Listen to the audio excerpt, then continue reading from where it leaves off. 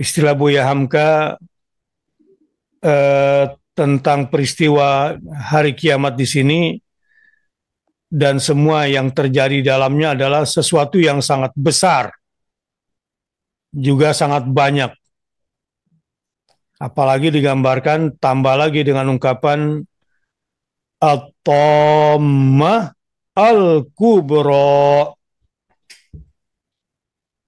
Sudah betul-betul tidak ada lagi tuh yang di atasnya. Tidak ada lagi di atasnya.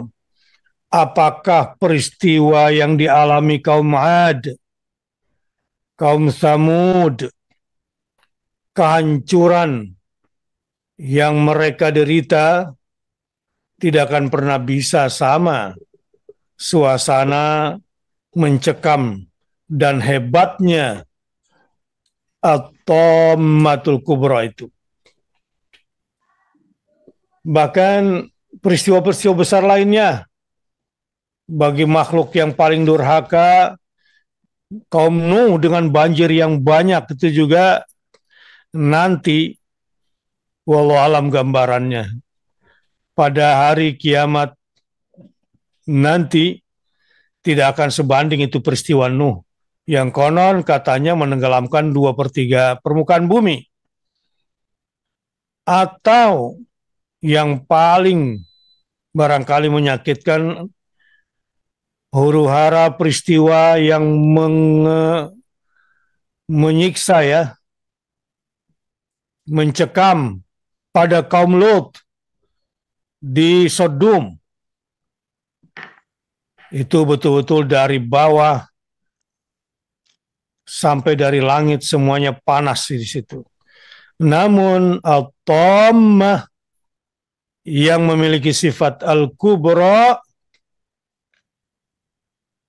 tidak akan pernah ada yang bisa menyamainya.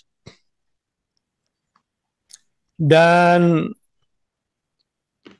tingkat keagungan peristiwa yang menakutkan itu sampai pada tingkat yang paling puncak dengan ungkapan Al-Kubra. Memang kata Al-Kubra ini dipilih oleh Al-Quran menjadi pilihan paling tepat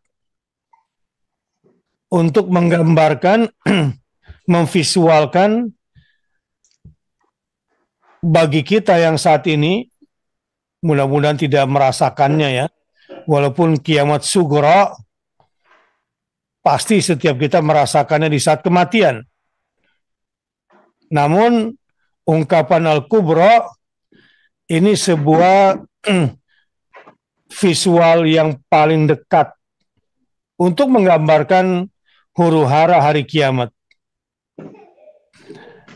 Sebetulnya ada banyak selain At-Tammatul Kubra penggambaran Al-Quran dengan kata As-Sakhah, Al-Qari'ah, Ar-Rajifah. Nah, semua itu menjadi satu ya ketika kita gambarkan dengan At-Tammah Al-Kubra.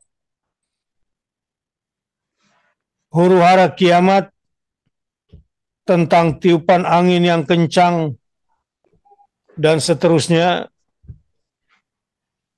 goncangan bumi,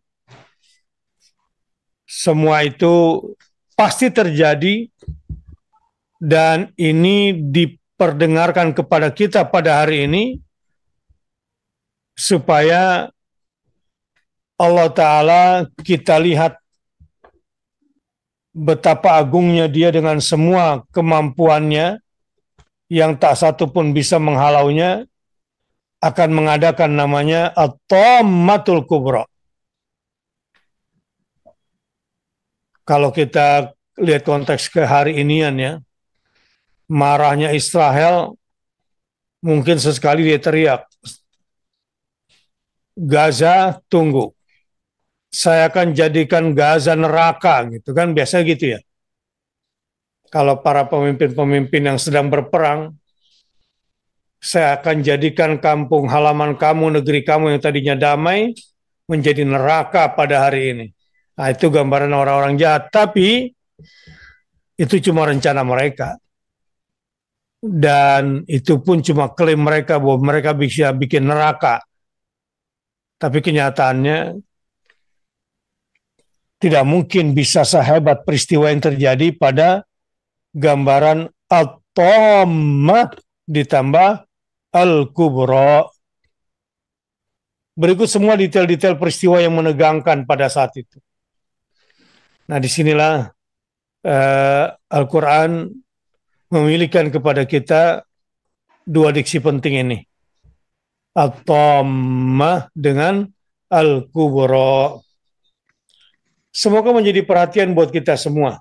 Ya, ini barangkali kalau belum pernah merasakan gempa atau bencana alam dan dirinya menjadi korban, seakan-akan peristiwa-peristiwa yang pernah terjadi di depan matanya pun hanya sebuah legenda. Walaupun yang merasakan sebetulnya orang terdekatnya. Tapi tabiat manusia kalau nggak dirinya sendiri yang merasakan, itu biasanya menganggap kecil. Bahkan persoalan kiamat pun dianggap kecil. Nah, pada ayat ini, ungkapan At-Tammah bahwa akan ada peristiwa besar yang sangat besar walaupun belum tambah kata Al-Kubra, dan akan semakin kuat setelah ada tambah Al-Kubra dari mu'annas At-Tammah ini, maka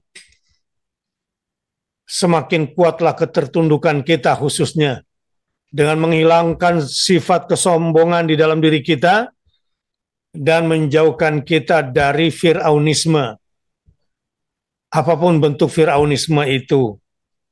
Karena memang ingat kepada At-Tammatul Kubra membuat kita susah. Nah, sekarang begini misalnya. Apa sih untungnya mengingat-ingat At-Tammatul Kubra? Bukannya bikin kita stres, Ustadz.